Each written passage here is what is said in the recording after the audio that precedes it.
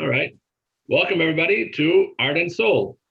We are joined today by Toronto artist Yehuda Lang, who, believe it or not, actually was one of the first people that had a hand in the establishment of Chabad in Waterloo, because way back, I needed some artwork done for our website and for our business cards.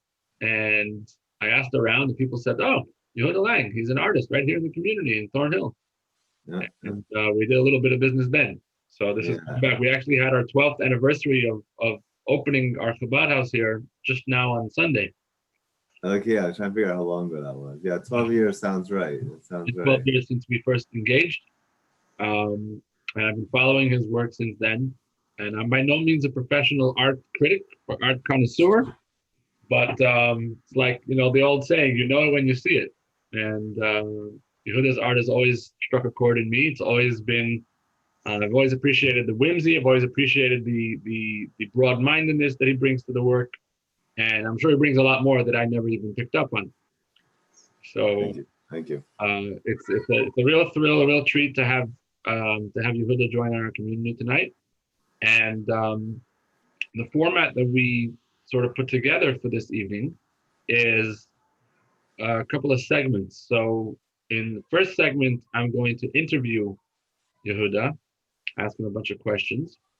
And then we're going to move from that to going over a few of some of the pieces that Yehuda has produced in the last little while, and taking them apart a little bit and discussing them. And then maybe some questions from the audience. And that should do it. So, yeah, the pressure is on, huh? Yeah. Pressure's on us, yeah. Yeah. No pressure. So let's get started. Again, thank you, Yehuda, for taking the time to join us.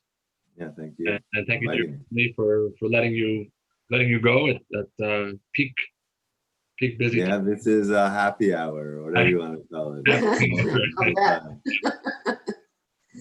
So that's the best thing about this. You got me out of bedtime, so I have to thank you. We remember those days. We tip our hat to your family, to your wife, and thank you very much to them. Yeah. You remind me of the joke. They say that we have the three forefathers of Judaism, Abraham, Isaac, and Jacob. And the Talmud says that Abraham instituted the morning prayer, Isaac instituted the afternoon prayer, and Jacob instituted the evening prayer. And that's why we have 3 daily prayers in Judaism. And the joke is that Jacob instituted the evening prayer because if you had 12 kids, you would also find a way to get out of the house at night. Gotta go to shul. Very important. Oh, my brother's joining us. How nice. Good evening, Mendel. How you doing? Thanks for joining us. You get a shout out. Cannot see him. No, he's hiding. It's okay. He'll appear. Probably better that way. Yeah. Great to have you, Mendel. Okay, so let's get started with a few questions for the artist. And obviously, anybody in the crowd will have a chance to chime in with some questions later as well. The first question I have for you, Yehuda, is, Judaism, the theme tonight is kind of, did we lose him? We lost him. Yeah, we lost him. Just at the beginning of all the questions. All right, he'll be back.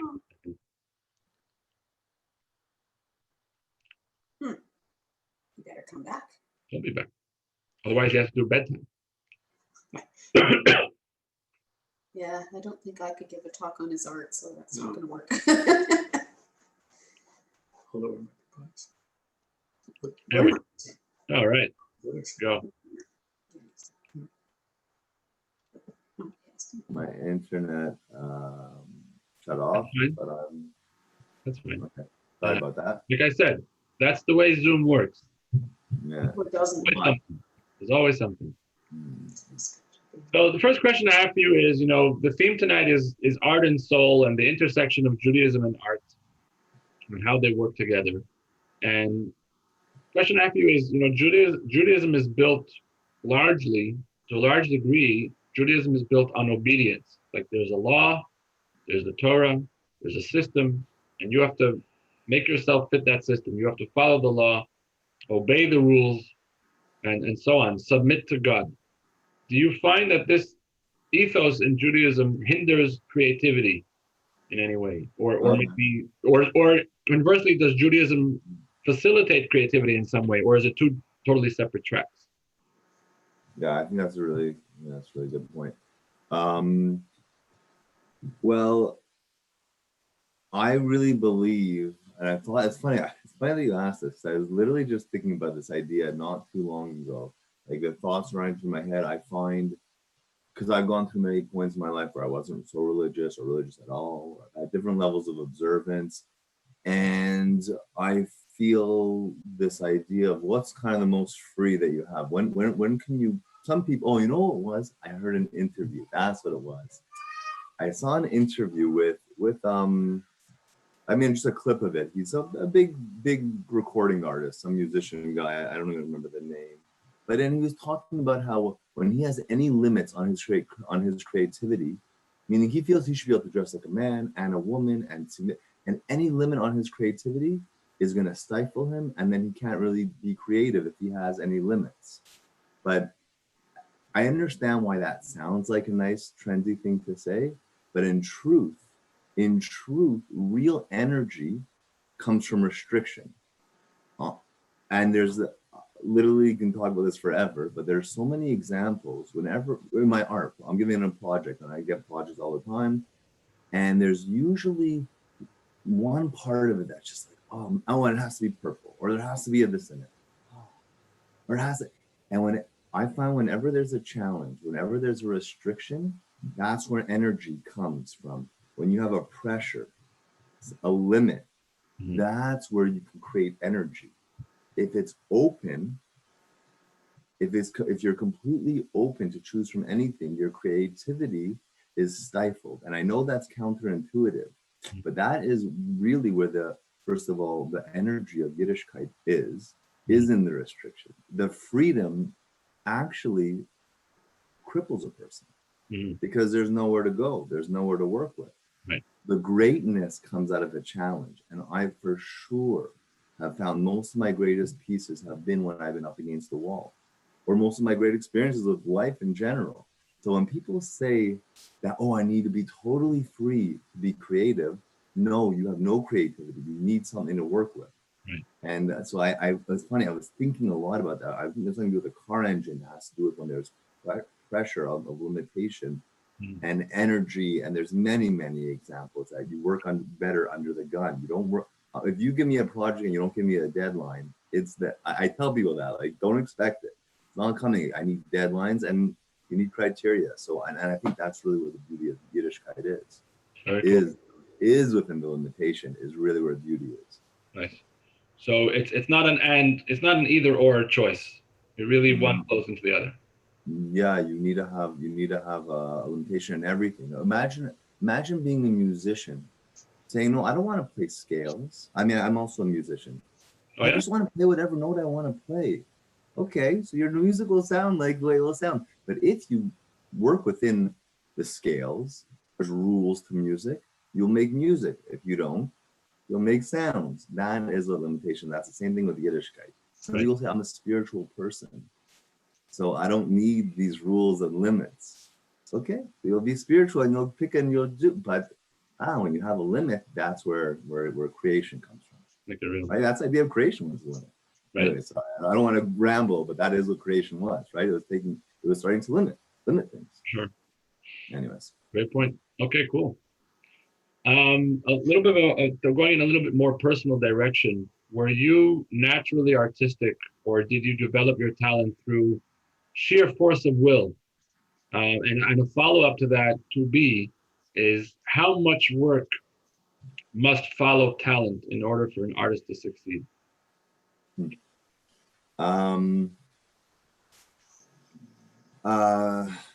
Okay, so everybody, that's a hard question, because I think what I'd like to say, everybody can do it. And that's probably what I've said in the past. I mean, I started teaching art classes the past couple of years. There's some people who, there's left brain, right brain, and there's some people who will have a challenge. But if you work it and you understand technique, that'll take somebody without talent to at least a certain extent, talent will take you a long way, and that's probably the most value to have a knack of. What I think about art is it's having vision. It's not necessarily about moving your hand. It's about seeing things that aren't there. It's how your mind sees things. Is really where I believe the true art. I'm not talking about copying a picture. I'm saying, can you see potential? Can you see possibility in something and see what it could become? That's where I think real true art is.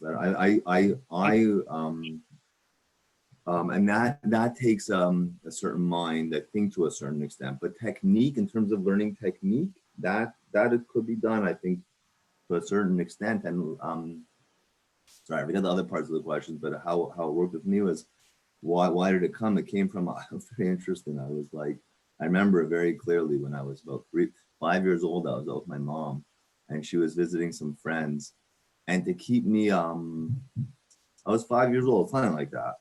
And to keep me occupied, they brought me a coloring book and some crayons. And so what I colored. And then at the end, I remember one of these ladies, and this is a long time ago, but it stuck with me. She's like, "Oh, wow, you're so good. You must be an artist." And I'm a little kid, and she's an adult. So if she tells me I'm an artist, I figured I must be an artist. And I really believe that, and that point in my life, it got in my head that I'm an artist. And it wasn't like, oh, she was really just being nice and polite, what you say to a little kid. If they just like, oh, so nice. And I'm like, oh, that's it. It must be. So I actually planted this thing in my head, and my thoughts became my reality. And then my whole life snowballed. I really, truly believe it. Wow. So my whole life snowballed off this identity from that moment, because I always knew, oh, I'm an artist. And I think it started from that point. So a lot of it is your mindset. And anybody, I think if you think you're something and you live it, things happen. Things will eventually, reform like that. I don't know if that answers the question, but yeah, it's great. It's great. I mean, that's the old saying: whether you think you can or you think you can't, you're right. Yeah. That's an amazing story, and I think that also the definition that you gave for art, that art is basically to have a vision, to see things that aren't there. It's just a beautiful definition of art.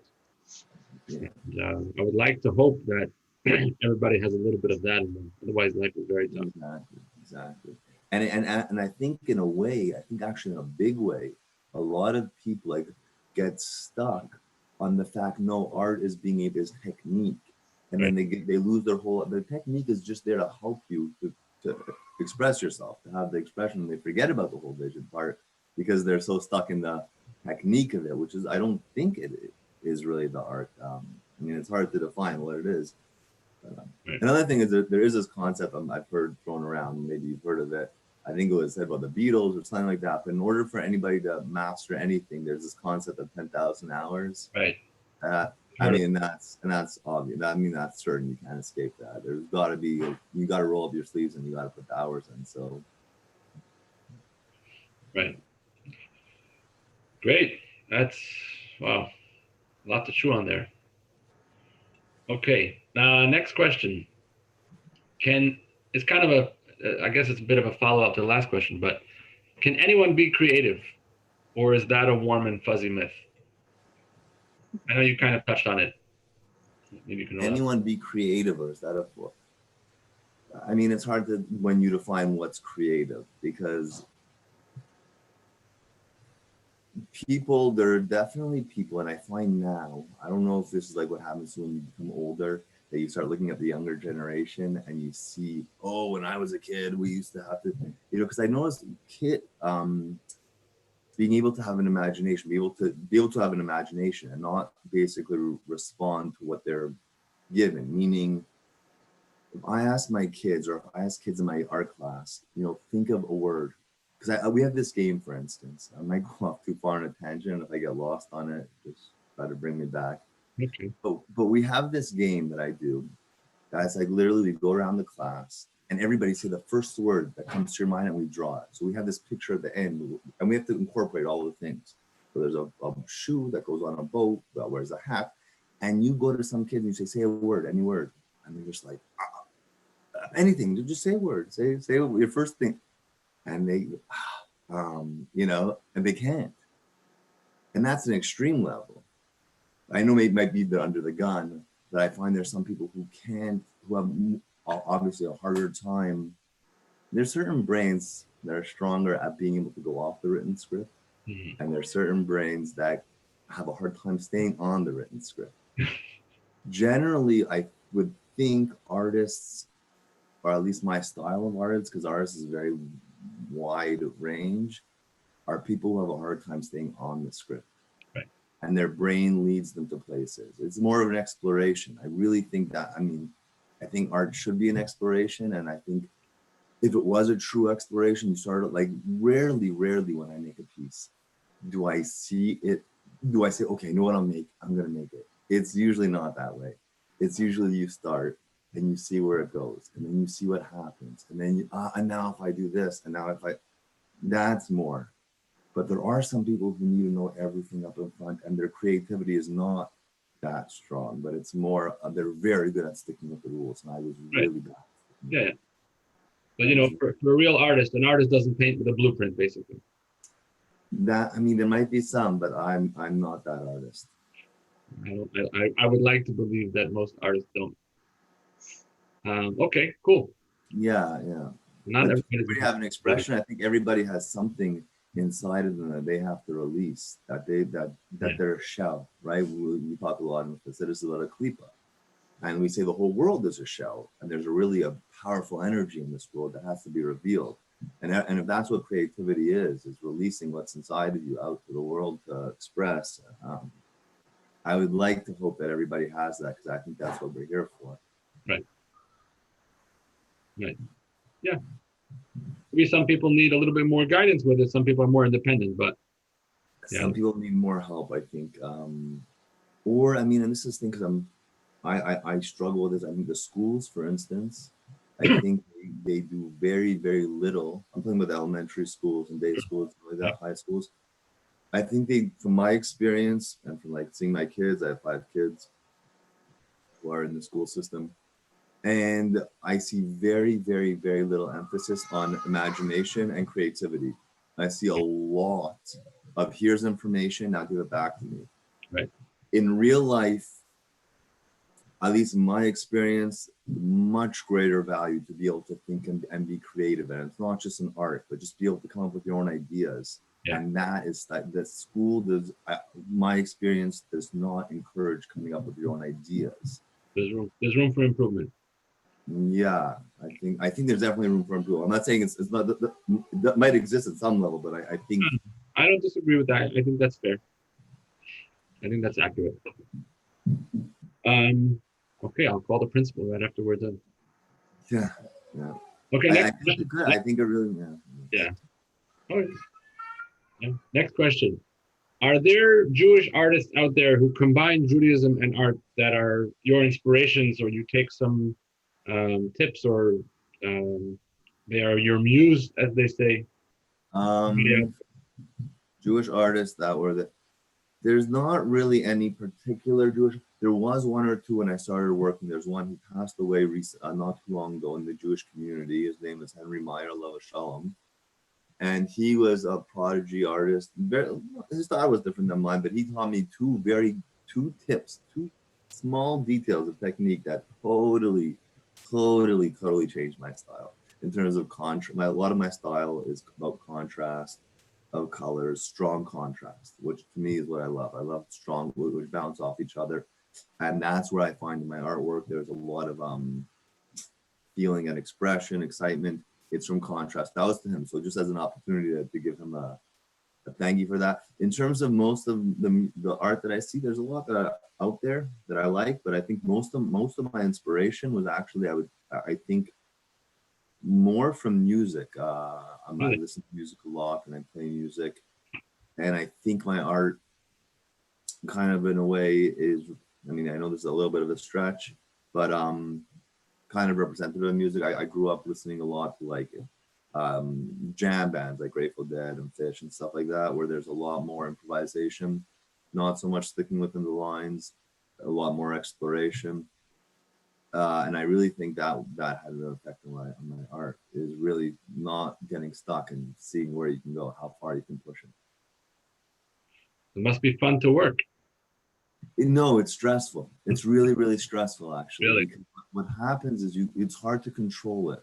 Meaning, it's when I'm making a piece. Let's say I'm doing a piece, and I did this piece not too long ago. For instance, it was a sofa, right? And I saw a picture. I love the picture. I'm like, oh, perfect. Because a lot of it's finding the right picture, the right content. So you were drawing an image of a sofer. A sofer is a religious scribe who writes Quran. You were that's what you're talking about, right? You were I saw a picture of a scribe, and it was such a powerful picture. He looked so into it, and his head is like right in, and his hands right there, and he's like right in it. It's such a powerful image, and I did it, and I liked it. I was able to draw him, and it came out nice. But and this happens with a lot of my pieces. I can draw it to look like the person, but I'm waiting to find there's a piece of magic. There's something that happens when I make a piece where, there's a magical moment. I did this one thing and that, poof, somehow the picture just became. And I can rarely control that. Right. So what happens is it becomes stressful because I'll just work at it and go until I'm waiting for something to happen. And I think that's probably the same in music also. You can play the chords, you can play the scales, but something has to strike.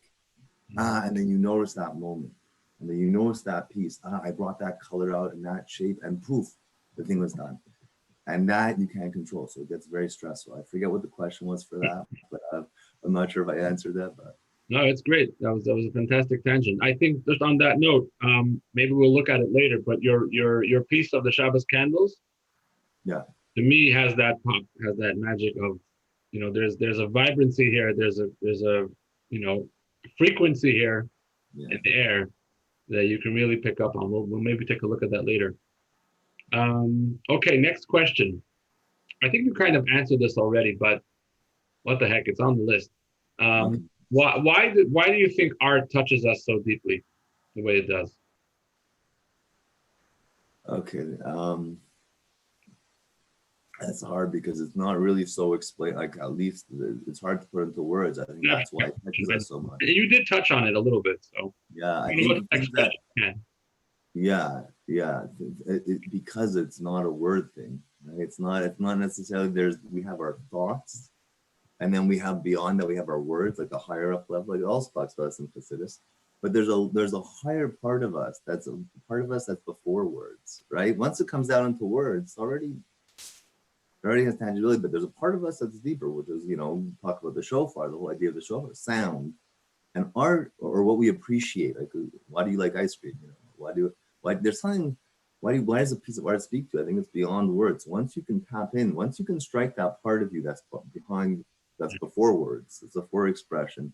Why do I like a certain band? Why do I like a certain song? I can't explain it. I can take 10,000 words, but you can't, and that's why it's impactful, because we rarely hit that point, right? Most of our day we're talking in words and things that we understand. Yeah, it's funny. Yeah. It's funny you mentioned that, because just yesterday I was studying something, spoke about how this is in Hasidic philosophy and Chabad philosophy, pretty abstract idea, how basically the essence of a human being is the capacity for pleasure, which the other side of that coin is the capacity for pain. And whether a person is doing something that brings them pleasure or experiencing pleasure, or the reverse, basically has an overall effect on their entire being. And if you're experiencing pain, it causes you to shrivel up and sort of be, in Yiddish, there's a great word, verquetscht. Verquetscht means you're in your shell, you're all tight and you're not limber, you're not open. And conversely, if a person is able to experience pleasure, even on a physical level, but certainly on a spiritual level, a deeper pleasure, like the kind of pleasure, even art is a more elevated, sophisticated pleasure, compared to, the more tangible pleasure of a good steak. And it gets better than that too. Then that has a massive effect on, a global effect on the whole person. So, I think art really does touch you in that pleasure spot, and, puts you in a different zone. Yeah. Okay. Completely different direction. What do you think about the intersection of art and politics? Artists as, social commentators or creators of culture. The old saying is that culture flows downstream from academia. Maybe it's more accurate that academia flows downstream from art. You know, I don't know. What do you think about artists getting engaged in political commentary and shaping society? Do you think there's a responsibility there, or should artists kind of just stay out of it? I don't know, especially after that whole over the past election and how emotional I was, like how much it struck me in terms of like it was too much for me. Eventually I couldn't read the news anymore. Right. I couldn't look at it anymore. It struck me so hard, and it got me to the point where I could, at certain points it bothered me when as much as I want to, everybody has the right to their own opinion and the right to what they believe in, but at a certain point it got to me. It bothered me when people would just have a different opinion of me. I know that's not the right way of going about it, so I tried to steer clear from that because it wasn't a healthy point. But I guess ultimately that was why not? It's a tool, and it's a powerful tool, and we use it all the time to generate emotion. And you look at it, not just political, of course, because that's one of the most emotional, powerful, arguments. But you have it all throughout Torah as well, and all throughout, based on Mikdash and the Mishkan and everything like that. Everything was so intricate, and the details of everything, and a lot of it was art. A lot of it, when you look at the Aron and the Mishkan and the tabernacle with all the different cloths, and right. Whenever you have an opportunity, it's a tool. Right? It's a tool, and whenever you have the opportunity to expressing something, why not? I guess. Okay, so a quick follow-up to that. How can art help bring Mashiach? That's a hard one. I wish I knew. But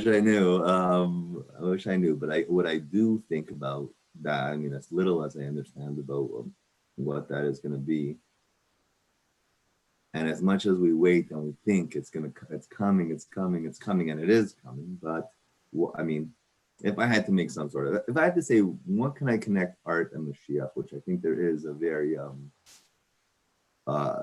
direct connection, is like what I said before. Oh, well, first of all, what's Mashiach? I think what's Mashiach is, it explains, in the times of Mashiach, what are we all waiting for? Is that right now we live in this world, and then we're going to live in this world. But right now, God runs everything, and everything. The fact that we're here, that my computer's running to the cell, everything is pure godliness. But we live in a time of exile, and we don't feel it, and we don't see it, and we think we're in control, and we live our lives. And it's a shell. The world is a shell. When Mashiach comes, from what I understand, is we're going to feel the godliness, and everything will be godliness. And we'll only want to serve godliness. Right, so this world is a shell that hides in energy. When Mashiach comes, we're going to break down the shell. That's what we're hoping for, as I understand it. And if I had to say anything about art, then kind of what I said before is technique is a shell. Yes, why is it that I like a picture of a boy petting a cat? I don't know. I don't care about a boy petting a cat, but something about that picture of the boy petting the cat, there was an energy. Something came through. Something that was beneath there came through that picture. And that's what people, I think, are so enamored by. Like, oh my, look at that picture. There's something about the smile. There's something there. There's an energy that comes through. So I think that's really what it is. Well, and not only when Mashiach, I think, who knows, but when Mashiach comes, it's not just going to be the other side. Like there's just going to be this man or Hashem that comes through. But I think each one of us, we're so locked up. We're so, we have so much of a shell that we've been created from our whole lives. Our whole lives have been like all our work and our stress and this. We become such a shell. But really, we have a great energy inside of us. When Mashiach comes, it's all going to come out from us. From in us, we're going to feel, our own godliness within us, which is, I think, why. So, I think I'll go with that for my answer on Mashiach. Great. Another little personal question. Do you hang your own art at home? I see right behind you do. So that's the answer. Yeah, a lot, because I have so much of it, and if you don't hang it up, it gets ruined. And I might as well. I have a lot of walls. But yeah, and they're always moving. They're always moving, thank God, because I maybe I'll whatever. So New at least it keeps it fresh, Mhm. But yeah, we have this one's mine. Yeah, everything I think maybe minus like one or two. I got a gift or something like that. And I do. It's not that I don't like other art. I do love other art. But Sure. finances and other things. I just Uh, we got our own art. for sure. Okay. But I do get sick of it. I'll tell you that much. Really? Like I do. I wonder, how do people have the same picture on the wall for so long? For me, I like after 2 weeks, I'm like, okay, enough. I need something else. You would get sick of anything, not that you get sick of your own art, just the same art. I like maybe because I've always been switching it up. Like once I have a piece on the wall for too long, I'm like, okay. Also because when I look at it, and it's I cannot stop. I'll stare at it. I'm like, why did I do that? That needs to be fixed. Like I can't stop editing it. So like I will always. I'll show you. I have this one piece over here. Yeah. A little bit closer. The camera is so grainy. I wish it wasn't. This is a piece that As a real, not grainy. It's a big one, but I sit across from there from the dinner table. Uh-huh. It's not coming clear, and I can't stop editing it in my head. So that's why it's not such a healthy thing for me to my own artwork in my. So the double-edged sword of being an artist. Yeah, it's hard to end it. There's no point where you say, okay, it's over, it's done. You can always keep going, I think. For sure. Absolutely. Okay, I got two more questions for you. Does art have a role in addressing the mental health crisis that we find ourselves in nowadays, especially with the younger generation, feeling very overwhelmed, feeling very confused? I see this all the time. One of the biggest issues that people are looking for is clarity and calm, and everybody's stressed. And what role do you think art has to offer and to play in dealing with that? Okay, so I'm sure there's a lot to say about this, whether it's like art therapy and stuff like that, which I'm sure is all valid and true.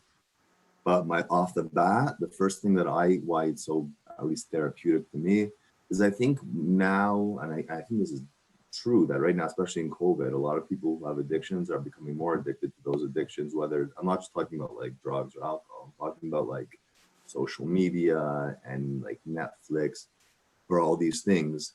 And what I believe, why do people have such a strong addiction or need for social media or their phone, right? Like you just start scrolling on your phone and I can't even control it when I pick it up. I'm like, oh, I need it or whatever it is. I think what it is, at least with me, it's a chance to escape myself, right? Like when I go on social media, I'm not in my own head anymore. And it's a nice relief not to be in my own head. And I think that's also why we watch Netflix. That's my own take on this. When I get into art, when I do art, when I play music, I would say the same thing. It gives me that same release. Like I have to get that release of losing myself, get out of my own head, and but I just find it to be a much healthier, much healthier escape. Because the truth is, you're going into yourself. When you go into art, when you're going really deep into it, and you kind of sometimes also, if I can add, the part of art which is exciting, I spoke about it before, that sometimes I work at it, and it's very hard to get that magical moment. The point where you really reach it, I feel like I'm really actually making art, is when I'm totally lost in it. And I'm not even thinking anymore, and my hand is moving. And that is really where, first of all, great things happen. Because it's not me, it's really, I don't know what it is, but there's definitely times where you're not in the moment. And it takes, and that is a healthy release that we all need, because we have What a great answer. A harsh reality to deal with on the day-to-day. So I love it. Yeah, I can definitely relate to the need to get out of yourself, get out of your head, get out of your box. I never thought that art, I just never considered that art is a way to do that. It certainly is. I get it. Do you do art? Do you do art? Like I don't do any art at all in terms of like painting or drawing or music. I come from a very musical family. My aunt and my brother, and they're actually pretty good. I can carry a tune, can sing, I can keep a rhythm. I actually got drum lessons as a kid, and I wasn't practicing enough. So the guy told my parents, "I can't take your money. The kid doesn't practice." Okay, yeah. but I can still like I always say, if the drummer has the flu, I can get on the drums. You can sit in it. Okay. The song won't be messed up. It won't be anything amazing to write home about, but I can keep a beat. You have rhythm. That's really Rhythm. In terms of my musical talent, that's about it. Yeah, rhythm. I don't think could be taught. Rhythm is something either you have it or you don't. Yeah, no, for sure. And in terms of personally, just because you asked, that's not really about me, but I think that whatever my creativity comes out in writing. That I always joke, if I wasn't a rabbi, I would have been a copywriter. And it turns out, as a rabbi, you end up being a copywriter. Yeah. I write a lot of copy every week, and so that's a creative outlet for me. I don't do a lot of creative writing per se. It's usually just for the business. Whether I'm writing social media posts or email updates and newsletters and things like that. I have it in me. I know I have it in me, and I always feel like I should find time to just write. And every now and then, probably honestly, 2-3 times a year, it just pops out like a rant, something, just like because all the stars align, and I had the time, and I had something to say, and it came out clear and sharp, and I just put it out there, usually on Facebook as just a post of something, and usually gets a good reaction, but that's because people want to be nice to the rabbi. No one's gonna tell them. But I feel pretty confident in when I do that. I like, okay, that was a pretty good piece. And I should do it more often, but maybe after my kids all get married. It's hard. But that is, whenever it does, I can totally relate to what you're saying. Now that you put those 2 points together, whenever I'm able to do that, it's definitely an experience of expressing yourself. It's healthy. It's a clarifying way of, working through whatever you have going on inside of you, and sharing it. And it turns out that I'm not that different from most other people. We have a lot in common. And whatever I might be feeling, a lot of other people are feeling. And you might not be able to put it out there, but they see my words, and it gives them a voice, or it gives them words to articulate how they're feeling, and it helps them. So should do more. Because you're gonna have to do something. I mean, a lot of people, you're gonna go somewhere. You're gonna, like Bob Dylan has that song. You're gonna serve someone. Exactly. You gotta serve someone. Exactly. You gotta find the healthiest outlet. Otherwise, very good point. I love it. Okay, final question for me. Suppose someone is not artistic at all, doesn't see the big fuss or the value of art. What might you say to them to help them change their mind? If you would try. Yeah, I probably wouldn't. I probably wouldn't, because I don't think that's you can't. I couldn't. You know what? It's funny actually. It's funny that you mentioned that. I don't know if I should talk about it. I remember I think it was like one of my first shidduch dates. Oh, here we go. I think so. Yeah, and I remember I was in discussion about it. There was like a sculpture there, and I thought it was a cool sculpture.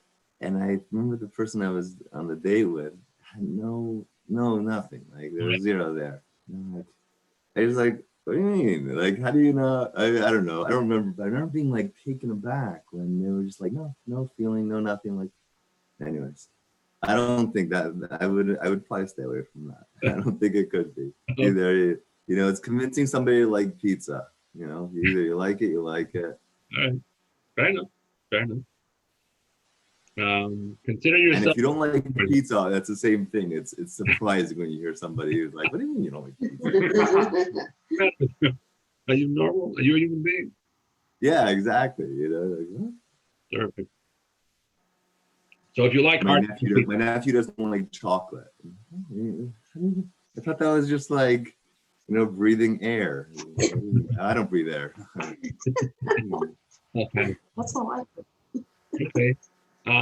Okay, so those are all the questions from me. I thought that maybe we should take a break from the questions and go through some of your pieces, and then maybe at the end, if anybody else has some questions from the crowd, we can have some time for a few more questions. Is that cool? So what's the best way of doing this technically? Can you share your screen and show us some pieces and then tell us a little bit about them? Sure. Let me. Greatest hits. My website. 1 second. Do I need to give you permission to share? Let me see. I think you have to give me permission, and then I probably share. You have permission already? Can you do it? Yeah, I think so. Tell me if you see my. Do you guys see this? Yeah. Can No? you see it? No. I'm gonna give you. I'm gonna make. Oh, wait a minute. Now it should. Now it should. Oh, there we Oh, go. there we go. All right. This is my website, and So- I said also I'm not sure.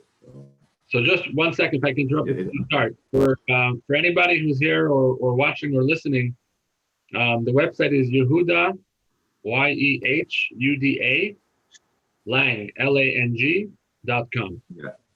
YehudaLang.com. You can browse the art, you can order the art. And just like Yehuda, you can have it gracing your home. And if you order enough pieces, just like Yehuda, you can rotate every 2 weeks. That's what I should start selling it.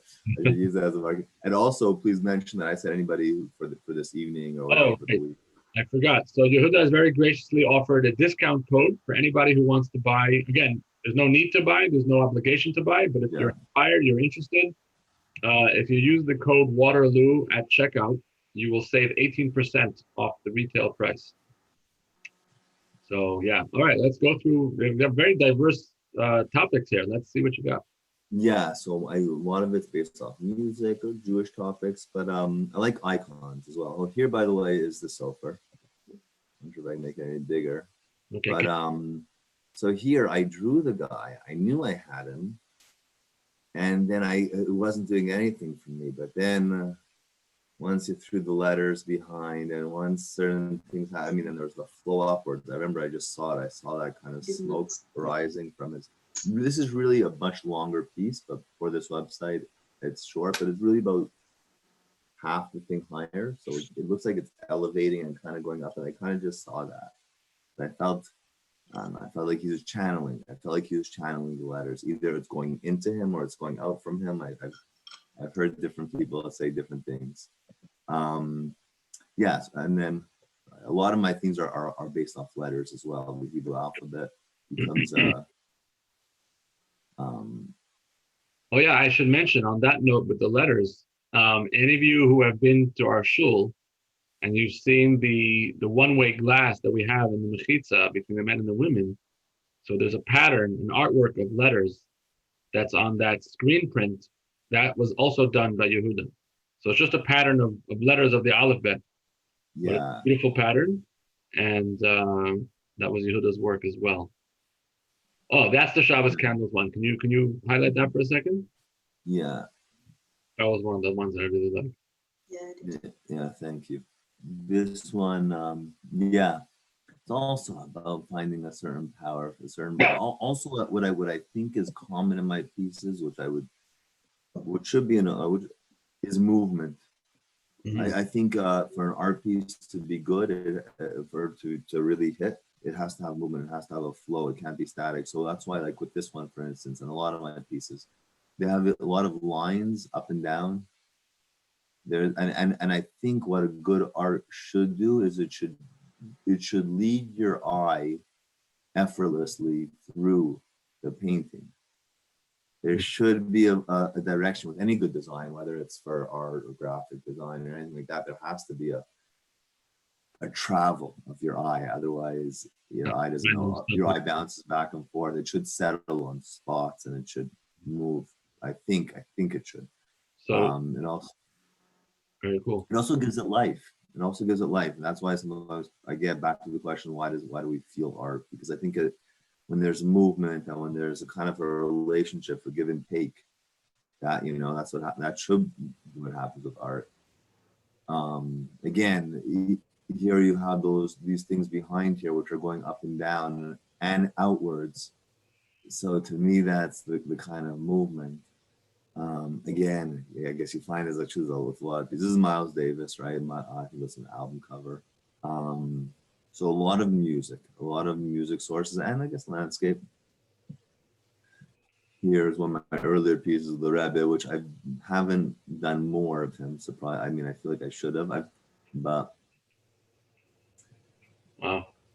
Again, A lot of movement with the letters. People ask if the letters have any significance, and Yeah, they I was don't. gonna ask. They're just random letters. Random letters?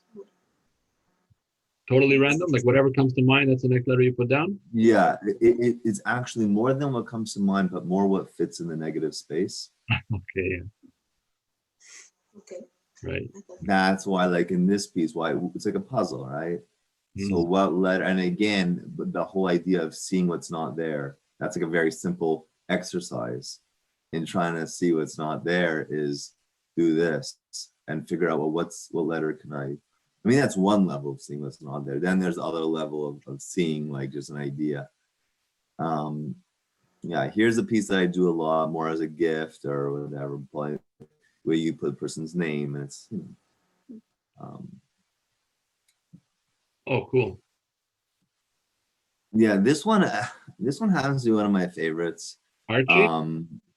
Yeah, Archie and I in go terms way of, back, actually. sorry? Archie and I go way back, actually. Me too. Archie taught me how to read. So, but I also like, You drew that Archie? I drew the Archie, Look- but these are magazine. Those are cutouts. Okay. But this one is obviously, this I painted. And here it's also, I just kind of like it. It's more also the idea to mix media and not just all paintings. A fresh, fresh take on it, I think. So how does again, this, yeah, I was gonna ask you about Bob Marley. Is the connection just the music, or is there more of a connection between you and Bob Marley than just reggae music? 'Cause he's a very spiritual dude. very spiritual. Yeah, he's very, very special. Like I actually heard a quote from him this morning. Maybe you've seen it. It was a video that went out a lot. But there was a reporter, this must have been like in the 70s or something like that. And he asked him, he's like, "Are you rich?"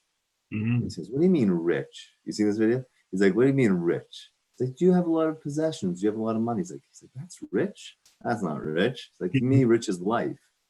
And you see, like, we weren't too far apart, like something a chassid might say. exactly. And you saw the look on his face, like he wasn't putting it on for, for likes, it was like he was surprised. Oh, rich is possessions? Right.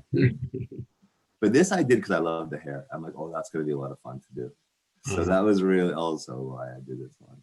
And again, with the movement, like not, yeah. Here's the one that he did for the poster. Bob Dylan also, I'm a big fan. Like these are, ones I listen to a lot. And this one is a Canadian. He's what's his name? Glenn. The Canadian jazz pianist. Glenn Gould. Yeah, I think it's Glenn Gould. Anyways, this was also here's a good example. I started off making it with a likeness. I tried to, like, it was a picture, and this doesn't look like him anymore, but I drew it out at first, and I got the likeness down. It looked like him. But once I came into painting, I didn't care about the likeness anymore, and then it was just more about emotion and about trying to lose myself, trying to catch a moment, right? And that's what I tried to do. So at the end of the day, it didn't look like him at all anymore. A little bit, but meaning I think it's not about the technique, it's about catching the emotion behind it. Definitely a lot of energy in that picture. And Dylan's popping. Yeah, and a lot of the special ones are when accidents happen. Like a lot of this is digital art, which I probably laid again to bring that up, but there's layers. I create with layers, and the color behind his shirt, like in the shirt, this area that came at the like well after I did it and well after I was selling it, and then I put that color in it, and I was like, oh. And it was all an accident. Most of the good things that happened were accidents. That was an accident that came through, and I'm like, oh yeah, it was missing that. That's the magical moment I'm talking about. I think the whole thing is good, but literally without this, it's not. That's interesting. It's not worthwhile. Yeah, and ones like this here, this is actually pretty interesting. I put these next to each other because here it's a lot more technique. Here it's just about getting the emotion across. But you know what? Sometimes you need the strict rules of technique, because sometimes this can give you more emotion if you, again, back to that original question with limitations. And if I can add that one more thing, I hope I'm not rambling, but I find where is the greatest balance of art? Like, how do you find that point? And at least with my art, I'm gonna get to the one that I really think gets like with this one, I like finding that balance between too loose and structure. I'm finding the point where you're not too much in either one's court, and that's usually the most beautiful, striking point for me, at least. And when I try to issue with art, where is the point where you haven't strayed too far from the rules? You let the rules guide you, but you didn't let them take over. Like this one is New York City in the 70s. I wish I could make it bigger, but again, I might have gone too far here on the expression side, but I kind of like it. Well, New York in the 70s was very messy, so it's accurate. Yeah, exactly. It probably looked like that. I was actually not a lot of rules in the 70s in New York. Yeah, exactly. So yeah, and here's one. I mean, people like this one a lot. It's the Colorado, obviously. Chassid in the city. Oh, that one. Yeah. And everything, by the way, I print on metal and on paper. So I'll give you an example. 1 second.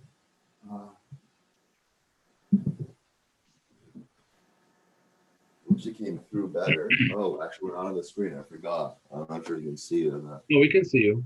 Yeah, over here. So well, it's like it hangs right on the wall as is. So and for my art, it's great because it really shines out. It really shines out a little bit more than a frame. The glass has it has a gloss. Again, more icons. Can you talk to us a little bit about that chassid in the city? This one here. What I see in that picture, what I see in that picture, and tell me if this is what you had in mind. It looks like he is like smack in the middle of the hustle and bustle of the world, not isolated from it, not off on a mountaintop, but he has this very peaceful look on his face, and he's just focused on his thing, and he's in control, and he's not letting the outside world throw him off his game. He knows what life is all about. He knows what he's here for. He knows what he's trying to do. And he's even got a little bit of style because he has very psychedelic ribbon on his hat. Yeah. So he's not a boring guy, but he's focused in the noise. It looks like that. I like that, and I think that's basically largely it. A little bit of a background of this piece. I was searching through Chabad archive on Facebook one day, looking for the good picture, and there's hundreds and hundreds of pictures. They're old pictures. And I hit this, I saw this picture. I don't know who it was. Like, it wasn't like a well-known name, at least to me. And he was reading a newspaper. It might be a sefer or it might be a newspaper, but it was an old black and white picture. And like, I had to draw it. Oh, what do you say? Sorry? Let's say it was a sefer. Let's say it was a safer. But yeah, that's the idea. I think that's the idea behind it. To be within, but without. Be without, but within, you know? It's powerful. Stay connected, but stay above, you know, like that idea. Yeah. That's great. Very powerful. Yeah. Okay, we're almost out of time. This was an early one. Oh. I just wanted to, before we run out of time, I just wanted to leave some time if there's anybody in the audience who wanted to ask you a question. I just wanted to leave some time for that. All these pieces are great. I mean, I love that menorah one. That's great. That's really popular. Thank you. That's on fire. They're all great. I've got a question. Yeah, go ahead. There's a lot of verticality in your arts. How did you settle on that as an ongoing characteristic of your art? Well, I guess by verticality, it was a lot of it's hard to say. I wish I had an answer that I can grasp a little better, but it was a development. You know what? A lot of how it started is, if you notice, a lot of my pieces, like the one right behind me, came with these bars. as the background. Mhm. And usually that was always for many, many pieces, these bars that I do of different colors create the movement, create that up and down. And they're usually the structure. They're usually the drums and the bass kind of for the, if I had to compare it. Bass. It's really the drums and the bass to the piece. So, and it created the verticality or the movement. It was really those up and down lines, which I wrote that out for a while, maybe a couple of years, and then I've kind of stayed away for a while actually, as of late. But I think That's a great analogy. Bass is where it's at. Bass is the most underrated instrument. so I'm a bass player. You're a bass player? Ah, I have a whole new respect Yeah. for you. Yeah, thank you. Does anybody else have a question for Yehuda before we wrap it up? Any questions? No further questions, Your Honor? We rest our case. Okay, once again, the website is All right, well, thank you very much. YehudaLang.com. You're very welcome. Thank you. Thank you for joining us. Thank you for giving us a breath of fresh air and a change of mental Thanks for scenery. listening. Change of mental scenery. It's good to get these thoughts out and not just in my head. It was good to be able to say them. Man, anytime. We'll do this again. But I want to say the website again is YehudaLang.com. Yehuda without an H at the end. And if you buy quickly before the code disappears, you'll get 18% off using code Waterloo. And thank you so much for joining us. Thank you for sharing your thoughts on art and your artwork and your process and everything. This is really, really fascinating. And I for sure learned something tonight, and I hope everybody else did. And we'll take this with us to make it through the winter. Thank you. thank you. Thank you very much. I appreciate Can it. I just ask how long the code is going to be there? Like you said, it was going to disappear. How long is it up? I'll keep it up for 2 weeks. Oh, okay. Thank you. Yeah, 2 weeks. And yeah, I'll probably forget also, so I'll probably be up for that. But Okay, I'm for a saying, year, yeah, whatever. Thank you. That sure, was anybody great. takes a Waterloo, they'll get a. That was very interesting. Thank you. You're welcome. Thank you. Thank you for You're listening. very talented. Thank you. Like that lady said, you are an artist. Yeah, you know what? The power of saying the right thing to somebody. You Yeah, to never a child. Yeah. That person changed my life. I strongly believe that. You don't realize when you say something to somebody. What a story. But, What a story. Okay. Thank you all. thank you for very joining. much. Have a good night. We'll see you all soon. Yeah, thank you. Take care. Good night. Thanks.